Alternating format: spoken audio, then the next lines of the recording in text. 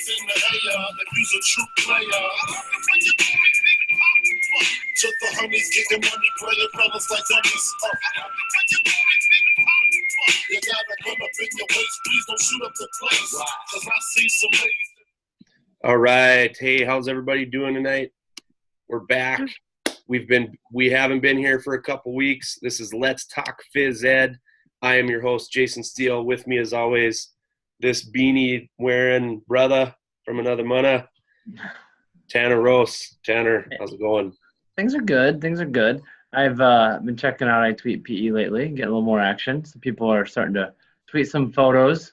If you want to buy a shirt, you go to itweetpe.org. You're going to get a shirt. You're going to help out a good cause. Awesome. Thank you. So Let's Talk Phys Ed. It's a show where we get to know some really influential people in the world of physical education and the world of phys ed and health ed. With us tonight, one of the biggest advocates that phys ed and health ed has, superhero in the world of advocacy and physical education, Carly Wright. Carly, thanks for joining us. How are you? Hey, thanks for having me. I'm thrilled to be here. Doing well, thanks. How are you guys? Doing good. Thanks for coming, Carly. Yes, we appreciate you taking some time out. We know it's late over there compared to where we are. We're Central Time. It is a little past my bedtime, but for this, I couldn't miss it. So for this, anytime, right? Exactly. So, tell us a little bit about yourself. What do you do? What's your position? Where are you from? Who is Carly Wright? Yeah, absolutely. Well, Carly Wright. I am the Director of Public Policy and Advocacy for Shape America. And I've been with the organization for 11 years last month. So I know you don't think I could be so old to be there for 11 years, right? That's what you were thinking. No, but I love it. I mean, I've been psyched to spend 11 years meeting all kinds of really awesome health and PE teachers and being able to advocate for the cause. So yeah, born and raised in the Washington, D.C. area, still here. Politics is a little bit in my blood, I guess, because of that. But yeah, I love it. I have an awesome job, you know. How did you get into that role? Like so there was a wanted ad in the paper. You just applied, you showed up and said, hey, how's it going? Walked in and never left. No, yeah, I have a communications background. I have a love of sports that runs deep in my blood, thanks to my dad and older brother. But in college, I interned for another nonprofit, the Sporting Goods Manufacturers Association, and they're big into advocacy and lobbying. And they actually worked with NASB at that time to lobby for the PEP grant back in the day. And yeah, the internship in college was kind of my first foray into that world. And I thought it was amazing and really, really cool. So after college, I worked for the Washington Wizards briefly, again, in my little sports world, and then came across a position with NASB, and yeah, just kind of worked my way around the association in professional development, a little bit of that, a little bit of convention work, and then was really fortunate to kind of work to build up our advocacy work and advocacy unit kind of from the ground up, which has been a lot of hard work, but thrilling, really, really cool. I love it. Awesome. Hey, so as a PE teacher, not a big political guy who goes out there and wants to advocate, I'm more open to it now. But when you talk to teachers about becoming leaders in advocacy, because you've got to have people on the ground doing the same stuff. Totally. What do you say to get them past their nerves and to make them so that they're willing to get out there and do that? Because for me, it took a while to get past and say, okay, I think I could do this. And it's really not that hard. But what do you tell people? Right. Well, yeah, I mean, I think that's the most important part of my job. I mean, it's not it's not your job to be an expert on Capitol Hill or to be an expert on legislation or anything like that. But you're an expert teacher and you're an expert in physical education, and that's all you need to be a good advocate. And so it's my job to help, you all and other teachers across the country to take all those great stories and the great work that you're doing every day, and to help you understand how it fits sort of in the advocacy world and why it matters to you, and why this crazy federal education law could mean dollars for your program, which means more opportunities for your students and things like that. So just really to be there to help you put the puzzle pieces together a little bit and understand the what, the why, and then the how. What can you do to be a part of that process in a very easy, simple way, and that Shape America's got your back the whole time. So it's pretty fun. Well, we appreciate you. We definitely appreciate you and all that Shape America's doing for us. Thank you. Couldn't do it without, like you said, boots on the ground. I mean, that's how we got to where we are, and we have a long way to go, but we've made some pretty awesome progress in the 11 years I've been around. So it's been amazing to be part of this community that is just so welcoming and so passionate. I love it. So you mentioned already, this was one of our questions, and you kind of jumped the gun a little bit. But sorry, I stole it. Okay. You mentioned that you were going to, or that you did work for the Washington Wizards for a short period of time, or for a time. Okay. And I think you were probably there, and you were not around during the Gilbert Arenas locker room gun thing, right? But there's got to be like one amazing story from when you worked there. Like you got to meet someone super cool, or you got to do something funny happen. One super cool story from working with the Washington Wizards.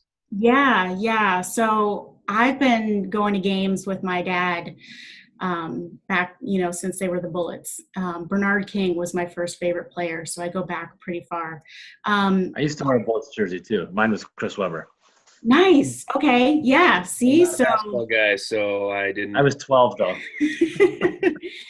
Well, okay. So yeah, I was with the Wizards for about a year and a half, and it was amazing, for someone like me who grew up just like a huge fan. So I did get to be there when we made the playoffs, which if you're a Wizards fan, this does not happen very often. So we got to meet Caron Butler, Tough Juice, who's one of my favorite guys. As a staff, he gave us a little pep talk one day, so that was pretty fun. But okay, my claim to fame as a Wizards fan is making it in the Washington Post in a Mike Wise, who's a big kind of sports writer, in one of his columns, because at a playoff game, when my dad and I used to sit in the nosebleeds in the 400 section, we were celebrating so hard when we won our first playoff series since I was born, okay? And a fight broke out behind me, and the guys fell on top of me, and I ended up spraining my ankle, okay, at the playoff game. But I was so excited it didn't matter. I still walked down the 4 flights of stairs to the metro. By the time I got home, I had this huge swollen ankle. But I still celebrated the victory like a true fan. So I wrote Mike Wise my whole little story, and my dad called me one morning at 7 a.m. Cars, you're in the paper. I'm like, what is going on? So that's my big Wizards claim to fame right there. True fan. So we got to tell you, we've been working on some nicknames for the show. And honestly, mine for Tanner, I think, is now going to be Tough Juice. Nice. Yeah. Okay, that's a perfect nickname. Nickname. Tough Juice. TUFF. Yeah. Do I need to change my Twitter handle tonight? Tough Juice. Tough Juice PE.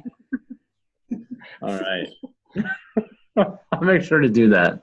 All right. If only for a little bit. So, hey, as this big Washington fan, you're probably quite aware that your little hero, Bryce Harper, is going to end up on the Cubs this year, right? Yeah. Yes. I have a strong feeling he won't be a Nationals player any longer. So The Cubs So- don't have enough money. The Braves are rolling in money. He's going to be a Brave. He wants a we're getting 10-year rid of people contract. left and right. Yeah. So, hey, what if they are able to sign him? What if he stays in that? How long is it before they make the World Series? Or did they blow their chance when they sat Strasburg? Oh gosh.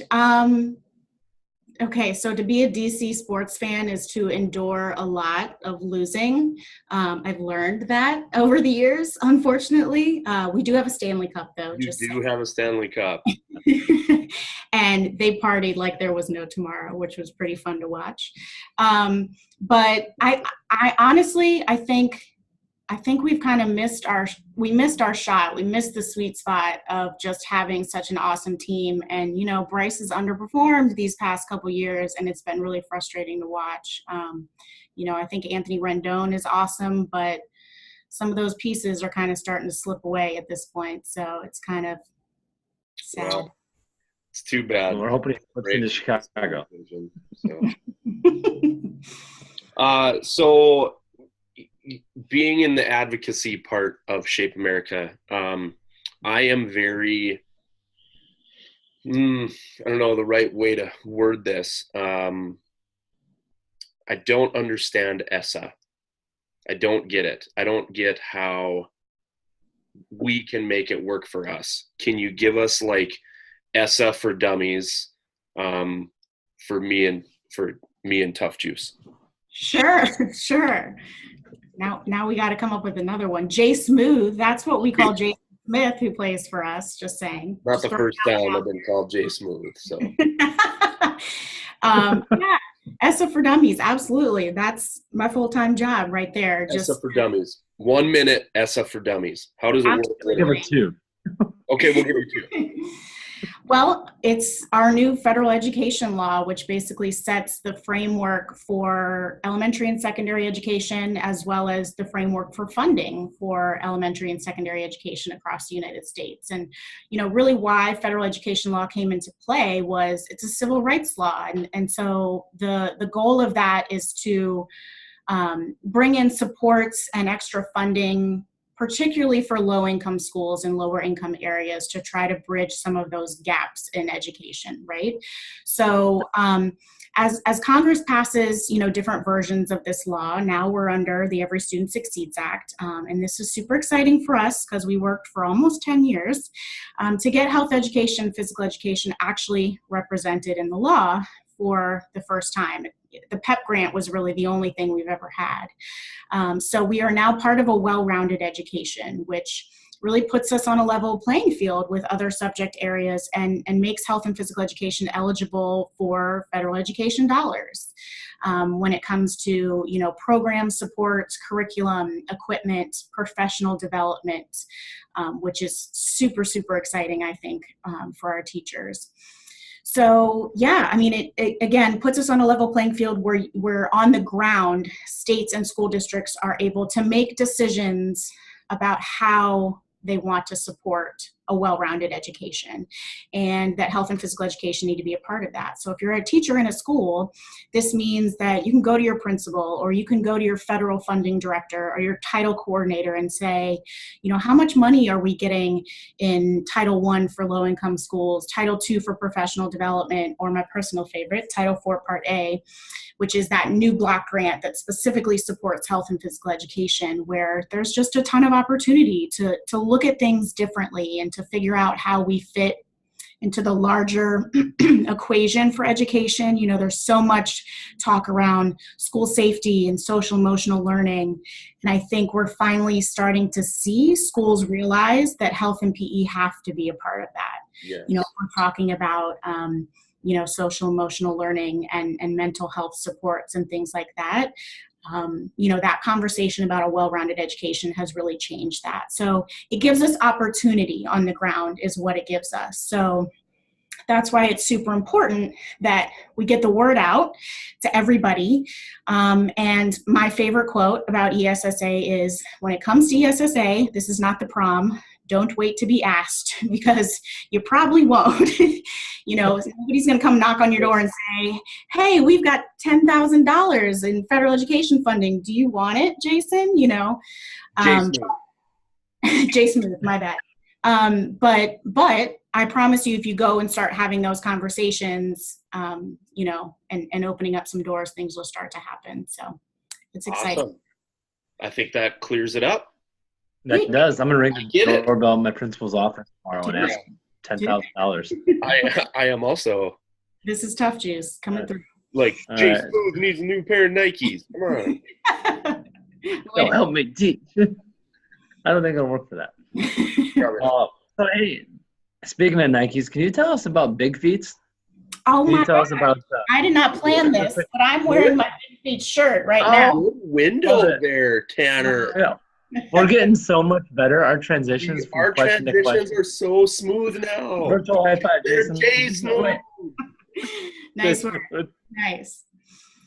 Yeah, Big Feet. So yeah, speaking of, providing support to lower income schools and schools that maybe, don't have a budget for physical education, which unfortunately we know is many schools or a very small limited budget.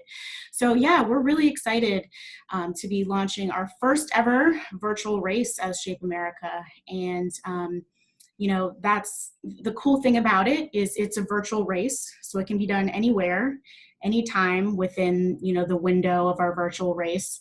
And you can really do any kind of movement that works for you too. It doesn't have to be running a 5K at the fastest possible speed. It can be any kind of movement goal that you set for yourself. So we've seen lots of dancing going on for Big Feet, which I'm a big fan of. That's kind of awesome. And, the cool part is your feet are register. You get a sweet medal, some swag. You raise $25 above that, you get some cool Big Feet socks to go with your new Nike. And any fundraising you do, so 80% of those dollars go back to support our 10 impact schools, so which we identified through an application process this year to specifically, help support schools in lower income areas, Title I schools that have a limited budget, have limited access to professional development, curriculum, equipment, things like that. So provide them with funds, bring them to Tampa to come to our convention, provide them with professional development support, Shape America membership resources, as well as a lot of great support and resources from our national partner, Go for Sport, as well. So it's a pretty cool, fun, exciting thing that we think is really going to hopefully grow and make a big difference in some really well-deserving schools. For sure. So we're running out of time. So listen. How did that happen already? You made it through. That's it. You're done. That wasn't so hard. This was fun. Let's keep going. Okay. Well, we got one more question. We're not going to crack you too bad. But so we, typically we usually are talking to classroom teachers. And so we've been kind of doing this whole thing where we want to know, we're goofy, right? Jay Smooth and Tough Juice. We're goofballs and we like humor and comedy and whatever. So we've been asking everybody that we've had on if they have a funny story for us that they can share from their classroom. Well, do you have anything for us either from, I'd like to hear something funny from the Washington Wizards or Shape America. Like there's got to be something on an excursion with the Shape America crew. Something funny happened, right? Don't feel bad about hurting someone's feelings or calling them out on anything. Because literally we have like 9 viewers that watch us watch every episode. And then we have people that we interview, and before we interview them, they go on quickly and they'll watch a couple episodes. Kind of right. I'm just saying I've been a viewer for a while. So. Okay, I'm just messing. Okay. Oh man, okay. I'm gonna have to call out all the secrets on this one. This is not a good look. You've had breaking news on this show like you would not believe, so. Oh my gosh, appropriate story meter going through my head right now, trying to File folder. Gosh. The only story that's coming to my mind, I feel like if I'm going to say it out loud, I'm going to sound like a bad person that I thought it was funny, but That's the best story for our show. Yeah, that's perfect. well, Stephanie said, told us about Mountain Dew coming out of her nose because she drank too many of them. So that's never a good thing. That burns. All I can think about is when someone passed out at our office. Spoiler alert, she was completely fine. Okay, just saying. And like a bunch of us were in a meeting and all we heard was like this big thump, and then everybody came running and like didn't know what to do, and somebody was running to get like apple juice or something like that. She immediately came to, and the only thing I can remember from it is another woman was calling the ambulance, and it was a woman who was passed out on the ground, and she was so kind of discombobulated that she kept calling her a he over and over again, saying he's not okay, he needs an ambulance. And we were all like, do you need an ambulance? What is happening to you right now? It was kind of, I had to be there situation, but good news is we didn't need an ambulance at the end of the day, and everybody was okay. Everybody survived. Safety first. Yes. Yeah. And I don't think we ever got back to that meeting after that either, but. Well, of course not. Yeah. Had to save lives. Take care of your people. Yeah. I'm sure there's a better, okay, here we go. Convention. Wait, you gotta let me do one more for convention. This sounds juicy. Oh, well, the Charlotte convention was like, it was one of those where everywhere you turned, some little thing sort of went wrong. So the one that's coming to mind is when we started a small fire at the dance gala because we, major projector foul, put a piece of paper in front of the projector, and then all of a sudden turned around and there were literal flames coming up from it while these beautiful girls were doing their dance gala performance. So we had to discreetly put the fire out and they could move on. Yeah. So the DJ didn't play "The Roof Is On Fire." They should have. So I need to write that down. No paper in front of a projector. Yeah. No paper in front of the projector. Yes. So you made it. I can remember that. You made it at the end. Couple good stories there at the end. Lots of good information. We appreciate you coming. We're gonna play some cheesy talk show music now. It's really silly. While we play it, though, if you can tell us how to get a hold of you. If you have like a work email that you want to give out, your Twitter handle, a website or anything that you think the viewers would want to know about. So as that music is playing, it's your time. Tell us a little bit more. Yes, absolutely. Please definitely follow me on Twitter at C-Wright HPE.